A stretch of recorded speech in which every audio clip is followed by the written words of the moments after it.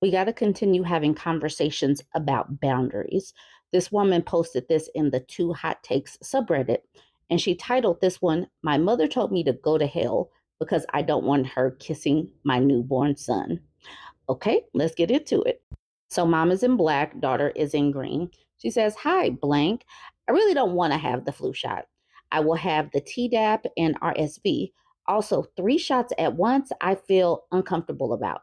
Would that be okay?" And daughter says, "At the end of the day, we can't force you to do something you don't want to do, but I respect your decision. I just ask when you do visit, please, please, please don't kiss him anywhere." Mom says, "Ouch." She says, "I don't mean it to be rude, but he has no immunity to anything. Nobody should kiss him besides his mother and father, regardless. Any doctor would tell you the same." Mom says, "Got it. Don't worry. I will stay away completely. After this conversation, I will never feel comfortable or good enough for blank." Daughter says, "Wow, mom, this isn't about you at all. This is about the health and safety of our child. If you can't respect our boundaries and wishes when it comes to him, then fine, be like that. You're the one missing out. Everybody else is respecting our wishes. I don't know why you're making this so difficult. It doesn't need to be. All we ask is that you not kiss him. This is the last thing I need to be stressed about. Seriously. I should be the one saying, ouch. I spent the last 7 months wondering why my mother wasn't interested and involved with my pregnancy. That's ouch." And just so you know, you're not the only one we said not to kiss him. It goes for everyone. You're not being singled out in any way, but take it how you want. I didn't want this to turn into a fight and upset you, but I have to put my child's needs first. That's what you do when you're a parent. Blank comes first, not anyone's feelings. And then the mom says, "The more you say, the worse it gets. Your insults kill me. Go to hell." This is not a situation where you tell your child to go to hell over your grandchild. You're like, "Okay, I respect your boundaries," and then you move on. You're either going to accept the boundaries or you're not. But go to hell is very strong. Okay, so here she is giving the context. She says she's 33, mom is 63. She says, "My mother told me to go to hell because I don't want her to kiss my newborn son when he arrives.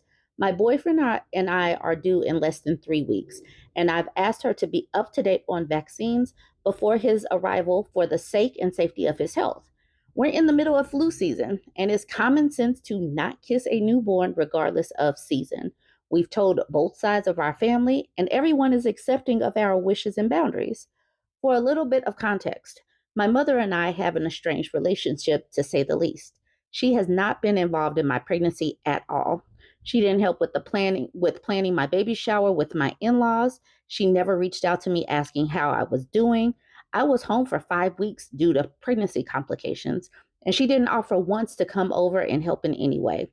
And not to mention, when my birthday came and went, she didn't even call to say happy birthday. That's grounds for a no contact right there. She didn't call for her birthday. She says, "I know this sounds like I'm being selfish." No, it doesn't. No, it doesn't. Um, but this is my side of things. If I never reached out to her, she wouldn't even have went to the baby shower. She is a hermit. Maybe she means she's a hermit. By all means, and she never leaves the house unless it's to benefit herself, getting cigarettes. I know she's jealous of the support I receive from my boyfriend's family and my father and stepmother, but I have to say, thank God I have them. She constantly complains about how my stepfather does nothing for her. He has supported her for the last 22 plus years and paid off her house, along with helping raise my brother and I. But to her, that's nothing. And I've always appreciated what he did for us growing up when he didn't have to. They are not married, for the record, but I still consider him a father figure. She constantly says, "I wish I had never left your father." And it hurts me so much when she says that because I know she didn't leave him. He left her because of her physical and mental abuse. But I can't say this because I know she'll go off the handles. There is so much I keep inside for the sake of not hurting her feelings, but I can't be like that regarding my son and his needs. I've become very blunt with as much respect as possible over the years because I'm honestly tired of walking on eggshells with her anymore. She wouldn't have anything if it weren't for my stepfather's support, and I know it kills her inside to admit when she's wrong. I know I'm a little all over the place with this story, but I honestly can't keep it bottled up anymore. My anxiety is through the roof now. She made the comment that she's going to stay away for good after our latest conversation, saying she feels she'll never be comfortable or worthy of being my son's grandmother. I told her this isn't about her; it's about the health and about his health and safety. And if she wants to be like this, then she's the one missing out. I told her how everyone was told not to kiss him and she's not being singled out by any means. And if that's how she sees it, then so be it. But my son comes first over anyone's feelings, to which she replied, "Everything you say keeps making it worse. Your insults kill me. Go to hell." And here we are. How do I move forward with this? She's my mother, and I want my son to have a relationship with her. But I feel like there's no going back after a comment like that. I know I was a little harsh, but come on. How am I supposed to say it? You're not harsh. You did the right thing for your child. She'll have to get over it. She's an adult. She's either going to deal with it or she's not going to deal with it. But regardless, the health of your child comes over a mom that can't comply. Period. Full stop. She says, "Can I just add this? My stepfather owns his own business and the flu is running rampant through it at the moment. So, yeah, I'm justified in telling her not to kiss him when she shares a home with someone who will more than likely get the flu. It's not even about being vaccinated at this point, it's about boundaries. Babies literally can die from being exposed, whether I'm vaccinated or not.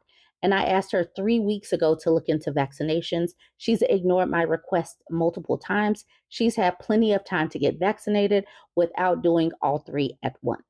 She says, "Thanks, everyone. No contact really seems to be the best way to handle this at the moment.